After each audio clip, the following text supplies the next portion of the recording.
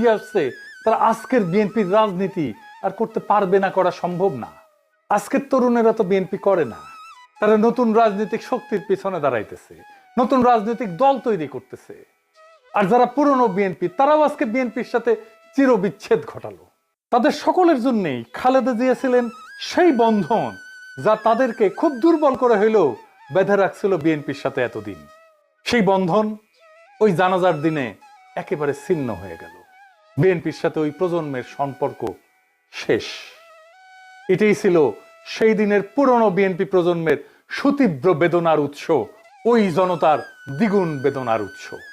এই ভিড়, এই জনস্রোত, এই প্লাবন, এই জনসমুদ্র বিএনপির পুনর্জন্মের সংকেত না। এই ভিড়, এই জনসমুদ্র বিএনপির শেষ স্মরণ। যারা আজ এই ভিড় দেখে উল্লাস করছে, তারা বুঝতে পারতেছে না ইতিহাস কখনো কান্না দিয়ে ক্ষমতা দেয় না। ইতিহাস ক্ষমতা দেয় তখনই যখন শোক প্রশ্নবোধক হয়, পূর্ণচ্ছেদ হয় না। আর খালেদা জিয়ার জানাজা ছিল একটা স্পষ্ট নীরব পূর্ণচ্ছেদ। এই জানাজা বিএনপিকে আগায় দেয়নি, এই জানাজা বিএনপিকে বিদায় জানাইছে, বেদনা ভরে, মর্যাদার সাথে, কিন্তু রাজনৈতিকভাবে চূড়ান্তভাবে। খালেদা জিয়ার স্মৃতি অমর হোক। ইনকিলাব জিন্দাবাদ।